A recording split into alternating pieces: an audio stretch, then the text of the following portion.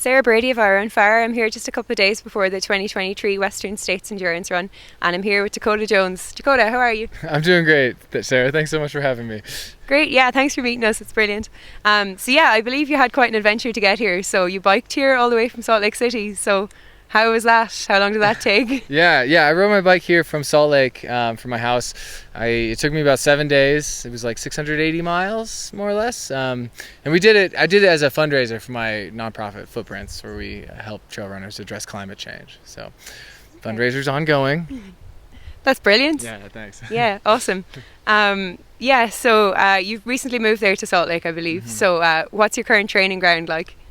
I mean, Salt Lake City is a really, really good place to train for trail running in general. The mountains there are fantastic. You can get a lot of really steep technical training in, but there's also plenty of trails that are fast and runnable.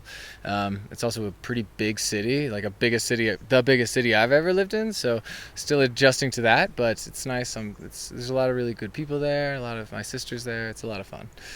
Okay, cool. And have you bedded in well with the community there? Have you found like new people to train with? I haven't been as good at outreach as I should have been. I've been going to school and I run my nonprofits and train, and so I just like let myself get so busy that I let my relationships fall like to the side, and it's like actually a big bummer. It's like something I'm really trying to work on. So yeah, something I'm going to work on this summer. Okay. And do you find that a difficult balancing act? Because a lot of people running at your level are just focused on running. Is it hard to manage it all with school as well? Yes, I find it.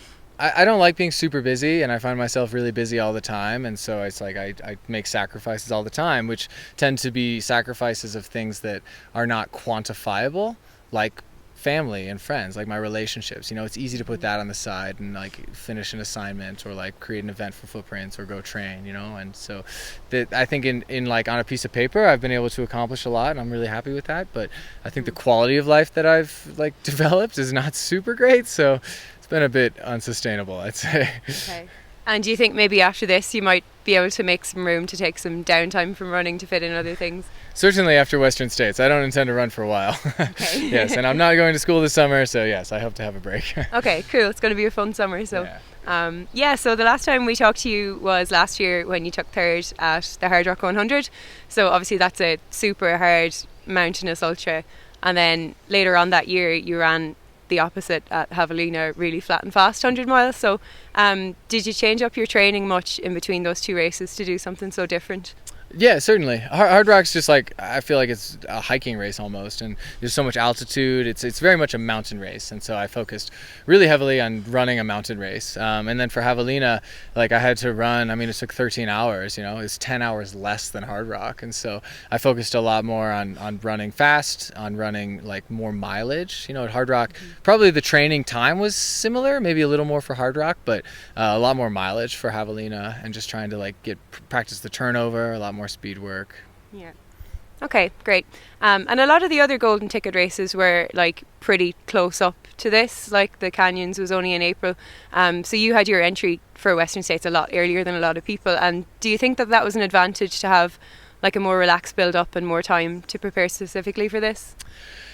For me, yes, absolutely. I can't speak to other people. I think that maybe there's benefits in like racing often and staying excited and motivated. But for me, like getting my ticket at Javelina into the Western States last year in October was really, really positive, because I took a lot of time off after that, didn't have to worry about anything. I rested really fully after that, and then was able to, as you say, build back up in like more time this spring. Okay, great. But you weren't totally just chilling. You did also win the Transvolcania Ultra. So you've done that a few times. So how did that go? How was that day? Yeah, Transvolcania was a surprise, but a very pleasant one. I've been, like I said, I've been pretty busy this spring, running around doing all kinds of things. And we also had the like wettest winter in Salt Lake that they've had in decades probably. There was so much snow, so it was really hard to train on trails at all. Like I did a ton of road running, and I don't know, that makes my calves get really, really tight. I struggle with that. I had a bit of a knee problem at one point, and I felt like I was fit going into Transvolcania, but not fit enough. But I think maybe I'm old enough that it's like I have enough strength after all this time running that I was able to do okay. I don't know. A lot of these races are like that. I show up and I'm like, I think I'm fit. I don't know. We'll find out. And then, yeah, Transvolcania I was. So that was positive. Yeah. I guess it was a good distance for like a build-up race. I think so, yeah. Especially like 6 weeks, 7 weeks out from Western States. Perfect, yeah. Great. So yeah, it seems strange for someone of your experience who's been racing really big ultras for so long that you haven't done Western States before. Yeah. But I know you've raced a lot in this area. You've done Broken Arrow, you've done Lake Sonoma, and I believe you've paced some of Western States. But does it feel exciting to be kind of breaking new ground in something big that you haven't done before? Yeah, it's amazing. I've been running ultras for at least 15 years, and I've never run Western States, and it's crazy. But I'm really, really excited to be here. It's one of the most important races in the entire sports. It's something I've always wanted to do, and for whatever reason I've just done other things. But to be able to come here and to feel fit and healthy and to be able to give it my all it's a big honor. I get to feel like I'm participating in a major part of the sport. This is like a milestone for me. Okay, great. And you were saying just before we started this that you haven't actually seen like big sections of the course. So from what you've heard about and the things you haven't seen, is there anything you're really excited about? I mean, I'm excited about the snow and the water. It feels like it's going to be a bit more adventurous and more of a mountain race than other years, Mm-hmm. I've been running on snow. I like the snow and being up in the mountains. I say this, I'm probably going to trip and like break my ankle up there or something on the snow, but hopefully not. But yeah, it's been, I think it'll be really nice to explore the trails. Like I've seen the last 40, I've paced from Forest Hill into the finish. But yeah, before that, it's like I've studied the maps really well. I've seen the photos. I've done everything I can short of actually coming here and being on the course. So I guess, I don't know, there's some discovery left. Yeah, great.